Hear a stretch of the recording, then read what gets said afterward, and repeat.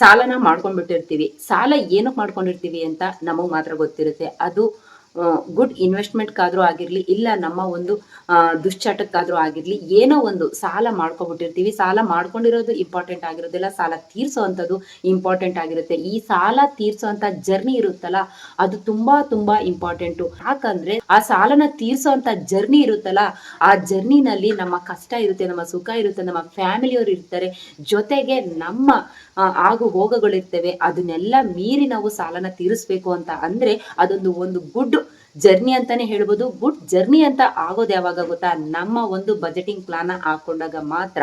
ಕೆಲವರು ಸಾಲ ತೀರಿಸ್ಬೇಕಾದ್ರೆ ಒದ್ದಾಡ್ಕೊಂಡು ಸಾಲ ತೀರಿಸ್ತಾರೆ. ಅದು ಏನಕ್ಕೆ ಅಂದ್ರೆ ಅವ್ರಿಗೆ ಬಜೆಟಿಂಗ್ ಪ್ಲಾನ್ ಅನ್ನೋವಂಥದ್ದೇ ಇರೋದಿಲ್ಲ. ನಾವು ಏನೇ ಸಾಲ ಮಾಡಿದ್ರು ಕೂಡ ಒಂದು ಬಜೆಟಿಂಗ್ ಪ್ಲಾನ್ ಅಂದ್ರೆ ಜೀವನ ಶೈಲಿನ ಉತ್ತಮಗೊಳಿಸ್ಕೊಂಡಾಗ ಮಾತ್ರ, ಅಂದ್ರೆ ಬಜೆಟಿಂಗ್ ಪ್ಲಾನ್ ಹಾಕೊಂಡಾಗ ಮಾತ್ರ ನಮ್ಮ ಸಾಲ, ನಾವ್ ಯಾವ ರೀತಿ ಸಾಲನ ಮಾಡ್ಕೊಂಡಿರ್ತೀವೋ ಅದೇ ರೀತಿ ಸಾಲನ ಸ್ಟೆಪ್ ಬೈ ಸ್ಟೆಪ್ ತೀರ್ಸೋದಕ್ಕೆ ಸಾಧ್ಯ.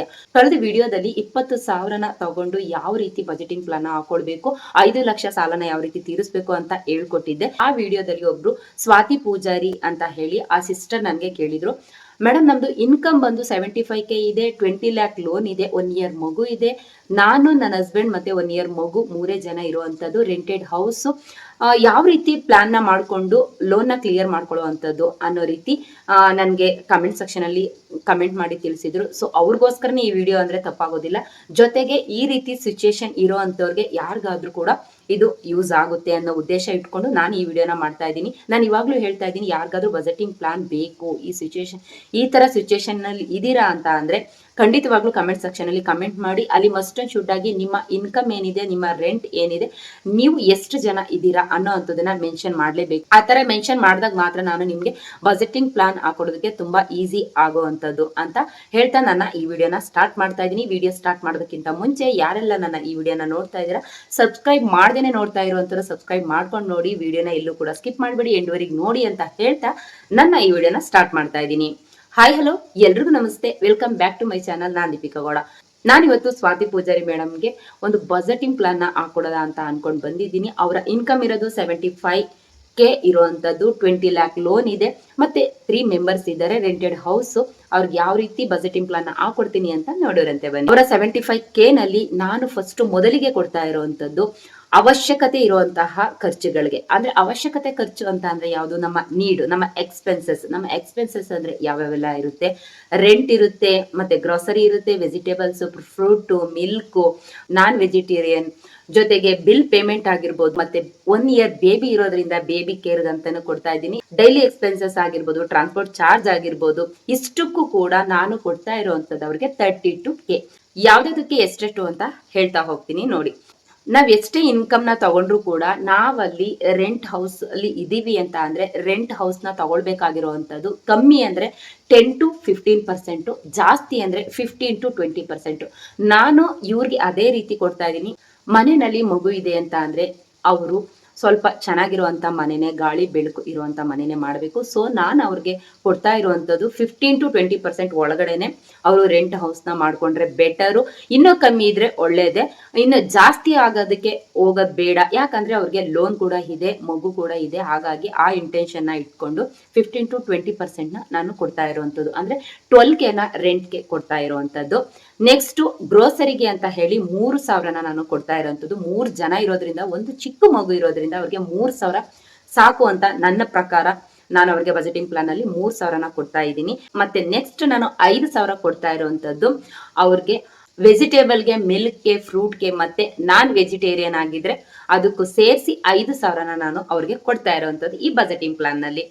ನೆಕ್ಸ್ಟ್ ಬಂದು ಬೇಬಿ ಕೇರ್ಗೋಸ್ಕರ ಅಂತಾನೆ 3,000ನ ಅವ್ರಿಗೆ ಕೊಡ್ತಾ ಇರುವಂತದ್ದು. ಬೇಬಿ ಕೇರ್ ಅಂತ ಅಂದ್ರೆ ಡೈಪರ್ಸ್ ಆಗಿರ್ಬೋದು, ಡಾಕ್ಟರ್ ಚೆಕಪ್ಗೋಸ್ಕರ ಆಗಿರ್ಬೋದು, ವ್ಯಾಕ್ಸಿನೇಷನ್ಗೋಸ್ಕರ ಆಗಿರ್ಬೋದು, ಸ್ಕಿನ್ ಕೇರ್ಗೋಸ್ಕರ ಆಗಿರ್ಬೋದು, ಇಷ್ಟಕ್ಕೂ ಕೂಡ ನಾನು ಬೇಬಿ ಕೇರ್ ಅಂತ ಅವ್ರಿಗೆ 3,000ನ ಕೊಡ್ತಾ ಇರುವಂತದ್ದು ಬಜೆಟಿಂಗ್ ಪ್ಲಾನ್ ನಲ್ಲಿ. ಜೊತೆಗೆ ಟ್ರಾನ್ಸ್ಪೋರ್ಟ್ ಚಾರ್ಜ್ ಅಂತ ಹೇಳಿ 3,000ನ ಕೊಡ್ತಾ ಇರುವಂತದ್ದು. ಮತ್ತೆ ಡೈಲಿ ಎಕ್ಸ್ಪೆನ್ಸಸ್ ಅಂತ ಹೇಳಿ, ಮಗು ಮನೆಯಲ್ಲಿ ಇದೆ ಅಂದ್ರೆ ದಿನ 100 ರೂಪಾಯಿ ಆದ್ರೂ ಬೇಕು. ಸೊ ಹಾಗಾಗಿ ಅವ್ರಿಗೆ 3,000ನ ಕೊಡ್ತಾ ಇದ್ದೀನಿ. ದಿನಕ್ಕೆ 100 ರೂಪಾಯಿ ಆದ್ರೆ ಒಂದು ತಿಂಗಳಿಗೆ 3,000 ಆಯ್ತು. ಹಾಗಾಗಿ 3,000ನ ಕೊಡ್ತಾ ಇದ್ದೀನಿ. ನೀವು ಎಲ್ಲಾ ರೀತಿನೂ ಖರ್ಚಿಗೆ ಅಂತ ಸ್ವಲ್ಪ ಸ್ವಲ್ಪ ಅಮೌಂಟ್ ನ ಕೊಟ್ಟ ನಂತರ ಡೈಲಿ ಎಕ್ಸ್ಪೆನ್ಸಸ್ಗೆ 100 ರೂಪಾಯಿ ಇದ್ರೆ ಸಾಕು ನನ್ನ ಪ್ರಕಾರ. ಬಿಲ್ ಪೇಮೆಂಟ್ಗೆ ಅಂತ ಹೇಳಿ 3,000ನ ಕೊಡ್ತಾ ಇದ್ದೀನಿ. ಬಿಲ್ ಪೇಮೆಂಟ್ ಅಂದ್ರೆ ಗ್ಯಾಸ್ ಆಗಿರ್ಬೋದು, ರೀಚಾರ್ಜ್ ಆಗಿರ್ಬೋದು, ಪವರ್ ಬಿಲ್ ಆಗಿರ್ಬೋದು, ಜೊತೆಗೆ ವಾಟರ್ ಬಿಲ್ ಆಗಿರ್ಬೋದು. 3,000 ಎನಫ್. ನೀವ್ ಇದ್ರಲ್ಲೂ ಕೂಡ ನೀವು ಸೇವ್ ಮಾಡಬಹುದು. ಅದ್ಯಾವ ರೀತಿ ಅಂತ ನೆಕ್ಸ್ಟ್ ಹೇಳ್ಕೊಡ್ತೀನಿ. ಇಷ್ಟಕ್ಕೂ ಸೇರಿ 32K ಆಯ್ತು. ನೀವು ಬೇಕಾದ್ರೆ ಅದನ್ನ ಕೌಂಟ್ ಮಾಡ್ಕೊಳ್ಬಹುದು. ರೆಂಟ್ಗೆ ಅಂತ ಹೇಳಿ 12,000 ಕೊಡ್ತಾ ಇದ್ದೀನಿ. ಗ್ರೋಸರಿಗೆ ಅಂತ ಹೇಳಿ 3,000 ಕೊಡ್ತಾ ಇದ್ದೀನಿ. ಈ ವೆಜಿಟೇಬಲ್, ಮಿಲ್ಕ್, ಫ್ರೂಟ್ ಅಂತ ಹೇಳಿ ಅದಕ್ಕೆ 5,000ನ ಕೊಡ್ತಾ ಇದ್ದೀನಿ. ಮತ್ತೆ ಟ್ರಾನ್ಸ್ಪರೆಂಟ್ ಚಾರ್ಜ್ ಅಂತ ಹೇಳಿ 3,000 ಕೊಡ್ತಾ ಇದ್ದೀನಿ. ಬಿಲ್ ಪೇಮೆಂಟ್ಗೆ ಅಂತ ಹೇಳಿ 3,000ನ ಕೊಡ್ತಾ ಇದ್ದೀನಿ. ಮತ್ತೆ ಡೈಲಿ ಎಕ್ಸ್ಪೆನ್ಸಸ್ಗೆ ಅಂತ ಹೇಳಿ 3,000 ಕೊಟ್ರೆ, ಮಗುಗೋಸ್ಕರ ಬೇಬಿ ಕೇರ್ ಅಂತ ಹೇಳಿ 3,000 ಕೊಡ್ತಾ ಇದ್ದೀನಿ. ನೀವು ಟೋಟಲ್ ಆಗಿ ಲೆಕ್ಕ ಮಾಡ್ಕೊಳ್ಬಹುದು. ಒಟ್ಟು ಟೋಟಲ್ ಆಗಿ 32,000ನ ನೀಡ್ ಅನ್ನೋದಕ್ಕೋಸ್ಕರ ಕೊಡ್ತಾ ಇದ್ದೀನಿ. ಈಗ ನೆಕ್ಸ್ಟ್ ಬಂದ್ರೆ ಕಮಿಟ್ಮೆಂಟ್ಗೋಸ್ಕರ. ಕಮಿಟ್ಮೆಂಟ್ ಅಂದ್ರೆ ಅವ್ರದ್ದು ಲೋನ್ ಇರೋದಕ್ಕೆ ಲೋನ್ಗೆ ಅಂತ 25,000ನ ತಿಂಗಳಿಗೆ ಎತ್ತಿಡ್ಬೇಕಾಗುತ್ತೆ. ಮತ್ತೆ ಲೋನ್ ಅಂತ ಬಂದಾದ್ಮೇಲೆ ಎಮರ್ಜೆನ್ಸಿ ಫಂಡ್ ತುಂಬಾ ಇಂಪಾರ್ಟೆಂಟ್. ನೀವು ಎಮರ್ಜೆನ್ಸಿ ಫಂಡ್ ನ ಎಷ್ಟು ಬಿಲ್ಡ್ ಮಾಡ್ತಿರೋ ನೀವು ಅಷ್ಟು ಫ್ರೀ ಆಗಿ ಇರ್ಬೋದು. ನೀವು ಎಮರ್ಜೆನ್ಸಿ ಫಂಡ್ ನ ಕಮ್ಮಿ ಅಂದ್ರೆ 3 ತಿಂಗಳಿಂದ 6 ತಿಂಗಳವರೆಗೆ ಆಗಷ್ಟು ನೀವು ಸೇವಿಂಗ್ ನ ಮಾಡಿ ಇಟ್ಕೊಂಡ್ರೆ, ನೀವು ಮಗು ಇದ್ರು ನೀವು ಎದುರ್ಕೊಳ್ಳೋ ಅಂತ ಅವಶ್ಯಕತೆ ಇಲ್ಲ. ಅಯ್ಯೋ ಚಿಕ್ಕ ಮಗು ಇದೆ, ಈ ಕಡೆ EMI ಕಟ್ಟಬೇಕು, ಎಮರ್ಜೆನ್ಸಿ ಫಂಡ್ ಇಲ್ಲ ಅಂತ ಎದುರ್ಕೊಳ್ಳೋ ಅವಶ್ಯಕತೆ ಇಲ್ಲ. ನೀವು ಇವತ್ತಿಂದನೇ ಈ ಬಜೆಟಿಂಗ್ ಪ್ಲಾನ್ ನಲ್ಲಿ ನೀವು ಕಮ್ಮಿ ಅಂತ ಅಂದ್ರೆ ನಿಮ್ಮ ಸ್ಯಾಲ್ರಿ ತಕ್ಕನಾಗಿ 9,000 ಎಮರ್ಜೆನ್ಸಿ ಫಂಡ್ ಅಂತ ಎತ್ತಿಡಬೇಕಾಗುತ್ತೆ. ಮತ್ತೆ health insurance must and should ಮಗು ಇರೋದ್ರಿಂದ, ಹಾಗಾಗಿ ಹೆಲ್ತ್ ಇನ್ಶೂರೆನ್ಸ್ಗೆ 2,000ನ ಕಟ್ಕೋಬೇಕು. ಮತ್ತೆ ಟರ್ಮ್ ಇನ್ಸೂರೆನ್ಸ್ ನೀವು ತಗೊಳ್ಳೇಬೇಕಾಗುತ್ತೆ ಚಿಕ್ಕ ಮಗು ಇರೋ ಕಾರಣದಿಂದಾಗಿ. ಹಾಗಾಗಿ ಟರ್ಮ್ ಇನ್ಸೂರೆನ್ಸ್ಗೆ ಅಂತ 1,000ನ ತಗೊಳ್ಳಿ ಸಾಕು. ಇಷ್ಟನ್ನ ಮಾಡಿದ್ರೆ ಸಾಕು. ನಿಮ್ಮ ಕಮಿಟ್ಮೆಂಟ್ ಪ್ರಕಾರ ಎಷ್ಟಾಯ್ತು? ಲೋನು 25,000, ಮತ್ತೆ ಎಮರ್ಜೆನ್ಸಿ ಫಂಡ್ ಅಂತ 9,000ನ ಎತ್ತಿಡ್ಬೇಕು. ಮತ್ತೆ ಹೆಲ್ತ್ ಇನ್ಶೂರೆನ್ಸ್ ಅಂತ 2,000, 1,000 ಟರ್ಮ್ ಇನ್ಸೂರೆನ್ಸ್ಗೆ, ಟೋಟಲ್ ಆಗಿ 37,000ನ ಕಮಿಟ್ಮೆಂಟ್ಗೆ ಅಂತ ಎತ್ತಿಟ್ರೆ ಮುಗಿಯುತ್ತೆ. ಮತ್ತೆ ನೆಕ್ಸ್ಟ್ ಬರೋ ಅಂತದ್ದು ಸೇವಿಂಗ್ ಅಂತ. ಸೇವಿಂಗು ತುಂಬಾ ಇಂಪಾರ್ಟೆಂಟು. ನೀವು ಏನೇ ಲೋನ್ ಕಟ್ಟಿದ್ರು ಕೂಡ, ನೀವೇನೇ ಮನೆಯಲ್ಲಿ ಖರ್ಚು ಮಾಡ್ತಾ ಇದ್ದೀನಿ ಅಂದ್ರೂ ಕೂಡ ಸೇವಿಂಗು ತುಂಬಾ ಇಂಪಾರ್ಟೆಂಟ್. ಸೇವಿಂಗು ಇವತ್ತು ಮಟ್ಟಿಗೆ ಸೇವಿಂಗ್ ಇಂಪಾರ್ಟೆಂಟ್ ಇಲ್ಲ ಅಂತ ಅಂದ್ರೂ ಕೂಡ, ಮಗು ಚಿಕ್ಕದಿದೆ, ನೀವು ನೆಕ್ಸ್ಟ್ ಮಗುವಿನ ಫ್ಯೂಚರ್ಗೋಸ್ಕರನಾದ್ರೂ ಸೇವಿಂಗ್ ಮಾಡ್ತಾನೆ ಇರಬೇಕು. ಇಲ್ಲ ಲೋನ್ ಇದೆ, ನಾನು ಲೋನ್ ತೀರಿಸ್ಬೇಕು, ಮನೆ ಮೇಂಟೈನ್ ಮಾಡಬೇಕು, ಚಿಕ್ಕ ಮಗು ಇದೆ, ನನಗೆ ಸೇವಿಂಗ್ ಮಾಡೋದಕ್ಕೆ ಆಗೋದಿಲ್ಲ ಅನ್ನೋ ದೂಸರ ಮಾತೇ ಎತ್ತೋ ಆಗಿಲ್ಲ. ನೀವು ಸೇವಿಂಗು ಮಸ್ಟ್ ಅಂಡ್ ಶುಡ್ ಆಗಿ ಮಾಡಬೇಕು. ಯಾಕಂದ್ರೆ 75K ನಲ್ಲಿ ಆರಾಮಾಗಿ ನಿಮ್ಮ ಲೈಫ್ ನ ತೂಗಿಸ್ಕೊಂಡು ಹೋಗ್ಬೋದು. ಅದ್ರ ಜೊತೆನಲ್ಲೇ ನೀವು ಸೇವಿಂಗ್ ಕೂಡ ಮಾಡ್ಬೋದು. ಸೊ ಹಾಗಾಗಿ ನಾನು ಸೇವಿಂಗ್ಗೆ ಕೊಡ್ತಾ ಇರೋಂಥದ್ದು ಕೇವಲ 3,000 ರೂಪಾಯಿ. ಯಾಕಂದ್ರೆ ಇದು ನಿಮ್ಮ ಲೋನ್ ಇರೋ ಉದ್ದೇಶದಿಂದ ನಾನು ಕೇವಲ 3,000 ರೂಪಾಯಿ ಮಾತ್ರ ನಿಮ್ಗೆ ಸೇವಿಂಗ್ ಅಮೌಂಟ್ ಆಗಿ ಕೊಡ್ತಾ ಇದ್ದೀನಿ. 3,000ನೂ ಕೂಡ ನೀವು ಒಂದೇ ಇದಕ್ಕೆ ಸೇವಿಂಗ್ ಮಾಡಿ ಅಂತ ಹೇಳ್ತಾ ಇಲ್ಲ. ನಾನು ಇಲ್ಲಿ ಸೇವಿಂಗ್ ಮಾಡ್ತಾ ಇರೋ ಉದ್ದೇಶ ಮನೆಯವ್ರು ಎಲ್ರಿಗೂ ಯೂಸ್ ಆಗ್ಲಿ ಅಂತ. ಇಲ್ಲಿ 3Kನ ಒಂದಕ್ಕೇನೆ ಇನ್ವೆಸ್ಟ್ಮೆಂಟ್ ಮಾಡಬೇಡಿ. ಈಗ 3,000 ಸೇವಿಂಗ್ಗೆ ಅಂತ ನಾನು ಕೊಡ್ತಾ ಇದ್ದೀನಿ ಅಂದ್ರೆ 3,000ನೂ ಕೂಡ ಒಂದಕ್ಕೇನೆ ಸೇವ್ ಮಾಡ್ತಾ ಹೋಗ್ಬಾರ್ದು. ಇಲ್ಲಿ ಡಿಸ್ಟ್ರಿಬ್ಯೂಟ್ ಮಾಡ್ತಾ ಹೋಗಿ, ಅಂದ್ರೆ ಡೈವರ್ಸಿಫಿಕೇಶನ್ ಇರಲಿ ನಿಮ್ಮ ಸೇವಿಂಗ್ ನಲ್ಲಿ. ಈಗ ಮಗು ಚಿಕ್ಕದಿದೆ ಅಂತ ಅಂದ್ರೆ ನೀವು 1,000ನ ಹೆಣ್ಣು ಮಗು ಅಂತ ಅಂದ್ರೆ ಸುಕನ್ಯಾ ಸಮೃದ್ಧಿ ಯೋಜನೆಗೆ ಇನ್ವೆಸ್ಟ್ಮೆಂಟ್ ಮಾಡೋದು ತುಂಬಾ ಬೆಸ್ಟ್ ಅಂತ ಹೇಳ್ತೀನಿ. ಯಾಕಂದ್ರೆ ಅದು ಆನ್ಯುವಲ್ ರೇಟ್ ಆಫ್ ಇಂಟ್ರೆಸ್ಟ್ ಬಂದು 8.2% ರಿಟರ್ನ್ ಕೊಡ್ತಾರೆ. ಸೊ ಹಾಗಾಗಿ ನೀವು ಹೆಣ್ಮಗು ಆದ್ರೆ ಸುಕನ್ಯಾ ಸಮೃದ್ಧಿ ಯೋಜನೆಗೆ 1,000ನ ಇನ್ವೆಸ್ಟ್ಮೆಂಟ್ ಮಾಡ್ಕೊಳ್ತಾ ಬನ್ನಿ. ಅಕಸ್ಮಾತ್ ಹೆಣ್ಮಗು ಅಲ್ಲ ಗಂಡು ಮಗು ಅಂತ ಅಂದ್ರೆ ನೀವು PPF ನಲ್ಲಿ ಇನ್ವೆಸ್ಟ್ಮೆಂಟ್ ಮಾಡ್ಕೊಳ್ತಾ ಹೋಗಿ. ಪೋಸ್ಟ್ ಆಫೀಸ್ ನಲ್ಲಿ ಇದು ರಿಸ್ಕ್ ಇಲ್ದೇನೆ ಇರುವಂತ ಸೇವಿಂಗು, 100% ಗೌರ್ಮೆಂಟ್. ಹಾಗಾಗಿ ನಾನು ಇದನ್ನ ನಿಮ್ಗೆ ರೆಫರ್ ಮಾಡ್ತಾ ಇದ್ದೀನಿ. ಹೆಣ್ಮಗು ಆದ್ರೆ SSY ಅಂದ್ರೆ ಸುಕನ್ಯಾ ಸಮೃದ್ಧಿ ಯೋಜನೆಗೆ 1,000 ಹಾಕೊಳ್ತಾ ಬನ್ನಿ. ಅಕಸ್ಮಾತ್ ಗಂಡು ಮಗು ಅಂತ ಅಂದ್ರೆ ನೀವು PPF ನಲ್ಲಿ 1,000ನ ಇನ್ವೆಸ್ಟ್ಮೆಂಟ್ ಮಾಡ್ಕೊಳ್ತಾ ಬನ್ನಿ. PPF ಕೂಡ 7.1% ನಿಮ್ಗೆ ರೇಟ್ ಆಫ್ ಇಂಟ್ರೆಸ್ಟ್ ನ ಕೊಡ್ತಾರೆ. ಸೊ ಹಾಗಾಗಿ ನೀವು ಇವೆರಡರಲ್ಲಿ ಯಾವ್ದಾದ್ರು ಒಂದು ಚೂಸ್ ನ ಮಾಡಿ. ನೆಕ್ಸ್ಟ್ 1,000ನ ಎಲ್ಲಿ ಇನ್ವೆಸ್ಟ್ಮೆಂಟ್ ಮಾಡಬೇಕು ಅಂತ ಅಂದ್ರೆ, ನೀವು 1,000ನ ಸಿಪ್ಕೆ ಅಂತ ಇನ್ವೆಸ್ಟ್ಮೆಂಟ್ ಮಾಡ್ಕೊಳ್ತಾ ಬಂದ್ರೆ ನೆಕ್ಸ್ಟ್ ನಿಮ್ಮ ಮಗು ಫ್ಯೂಚರ್ ತುಂಬಾ ಬ್ರೈಟ್ ಆಗಿರುತ್ತೆ ಅಂತ ಹೇಳ್ತೀನಿ. ನೆಕ್ಸ್ಟ್ 1,000 ಅಂತ ನಾನು ಕೊಟ್ಟೆ.